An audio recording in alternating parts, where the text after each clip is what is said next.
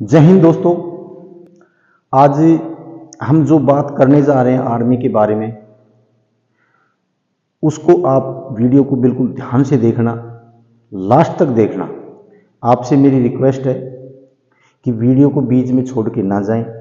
आज हम आर्मी के अंदर कास्ट पे भी बात करेंगे, धर्म पे भी बात करेंगे, उसके बाद में जो वैकेंसियां हैं उन पे भी बात करेंगे, और जो टीए का मामला है उस पर भी हम बात करेंगे। वीडियो हो सकती है थोड़ी लंबी हो जाए, लेकिन आपके काम की चीज़ की हम बात करेंगे। आपके साथ में किस प्रकार से जो एनडीए सरकार ने आपके साथ में, युवाओं के साथ में किस प्रकार से धोखा किया गया है, किस प्रकार से आपके सपनों को चूर चूर किया गया है, उस पर सब पर हम आज बात करेंगे। आप थोड़ा ध्यान से देखना।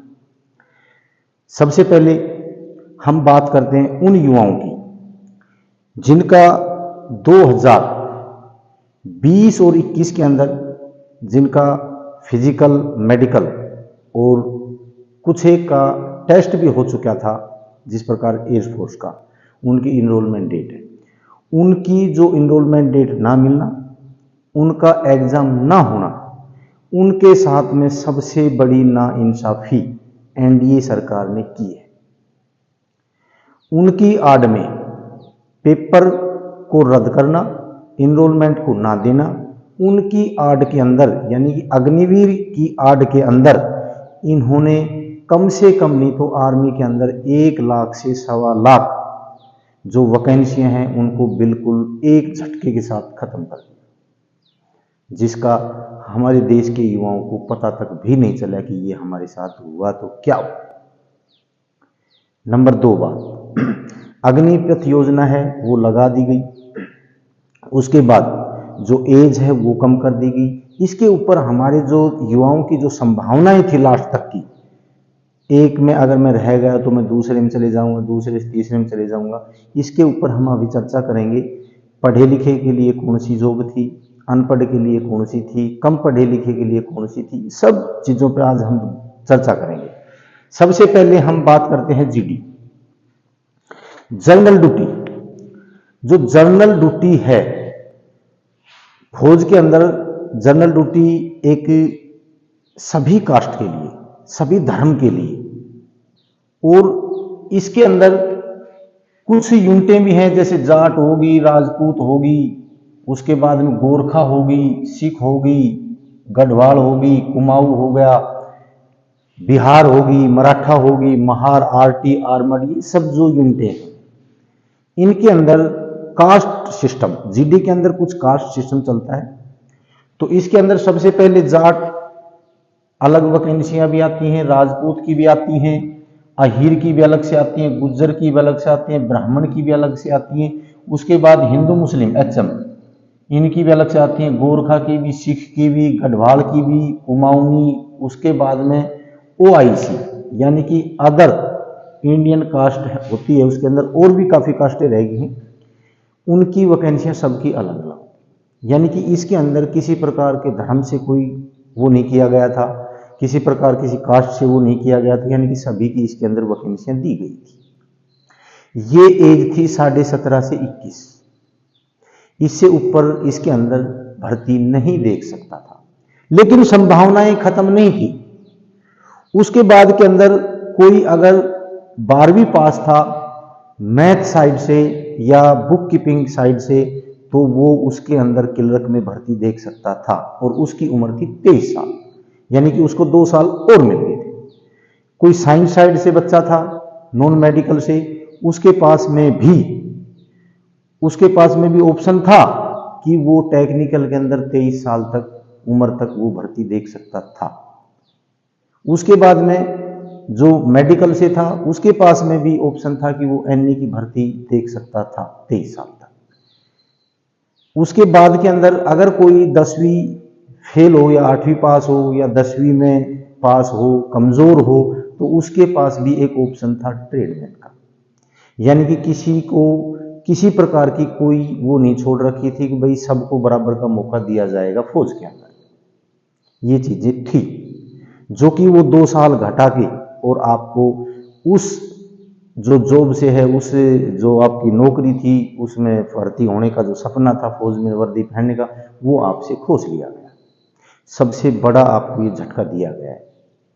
दूसरा, जब 23 साल की उम्र हो जाती थी तो उसके बाद के अंदर भी फौज के अंदर संभावनाएं थी, आर्मी की वर्दी पहनने का जो सपना था वो फिर भी पूरा कर सकता था। और वो थी हमारे पास में टीए, जिसकी उम्र 18 से 42 साल थी। हमारे देश का जो युवा था वो जीडी से शुरू करता था और उसके बाद टीए तक चला जाता था, लेकिन फौज का सपना है उसको छोड़ता नहीं था, उसका जोश था वो खत्म नहीं होता था। अभी सिर्फ चर्चाएं चली थी कि टीए की भर्ती आ रही है, और जिन्होंने अपने लंगोट टांक दिए थे, जिन्होंने अपने हथियार टांक दिए थे, उन्होंने अपने हथियार लंगोट फिर उठा लिए थे और वो ग्राउंड के अंदर फिर देखना शुरू हो गए थे। और आप देख भी सकते हो उनके अंदर इतना जुनून है। कोई कंपनी में जा रहा था वो वापस आ गया, कोई मेडिकल पे जा रहा था वो भी वापस आ गया, कोई कहीं जा रहा था अपने 10,000 की नौकरी 12,000 की नौकरी कर रहा था, लेकिन उसको छोड़ के वो टीए की भर्ती के लिए तैयारी करनी शुरू कर दी। कोई होटल पे जा रहा था, कोई कहीं जा रहा था, यानी कि अपनी नौकरियों को छोड़ के और वो अपनी तैयारी में लग गई। लेकिन अब भी इस प्रकार की कोई संभावना नहीं दिख रही कि टीए की भर्ती आएगी। अभी भी कोई संभावना नहीं दिख रही कि टीए की भर्ती आएगी, क्योंकि साल में एक बार ये गुल्ला उठ जाता है कि भाई टीए की भर्ती आ गई, टीए की भर्ती आ गई। बच्चे एक बार अपना जोश दिखाते हैं, फिर वो धीरे धीरे क्या है कि उसके ऊपर कुछ भी जो चीजें आनी बंद हो जाती हैं, और उसके बाद के अंदर फिर बेचारे अपना मन को मारते हैं, फिर अपने वहीं चले जाते हैं जहाँ थे। जो कि युवाओं के साथ में बड़ा धोखा हो रहा है, बहुत भारी धोखा हो रहा है, और युवाओं को इसके बारे में सोचना चाहिए। जब तक पुरानी भर्तियों का जो चीज पुरानी भर्ती पहले होती थी उस प्रकार भर्ती नहीं होगी तो हमारे युवाओं का भला नहीं हो सकता। रही बात वैकेंसी की, तो जो अग्निवीर देखो 2018 और 19 की संसद के अंदर जो एनडीए सरकार की तरफ से वैकेंसियां बताई गई थी, वो एक में 60,000 के लगभग बताई गई थी, एक में 80,000 के लगभग बताई गई थी। और तब की इसके अंदर जो अपनी अग्निवीर है इसके अंदर 40 और 50,000 से ऊपर वैकेंसियां नहीं आ रही हैं। अब की बार 50,000 बताई गई थी। एक मेजर जनरल को दिखाया गया था, लेफ्टिनेंट जनरल था, मेजर जनरल था, उसको एक चैनल के ऊपर बताया गया था, उसने बताया था अपने मुंह से कि भाई अब की बार हम 50,000 वैकेंसी निकाल रहे हैं। उसके बाद एक यूट्यूब चैनल था उसके ऊपर दिखाया था, वो आपको भी मालूम है और हमें भी मालूम है। लेकिन जिस प्रकार से वैकेंसियां अब आ रही हैं, क्या 50,000 वैकेंसियां हैं? नहीं है। इनके हिसाब से वैकेंसियां 50,000 नहीं है, बिल्कुल कम है। और जो आपकी वैकेंसियां कम आ रही हैं इसके बारे में मैं आप एक वीडियो बनाऊंगा, क्यों आ रही हैं इसको भी आप अगली जो वीडियो है उसको ध्यान से देखना, उसके ऊपर मैं वीडियो जरूर बनाऊंगा।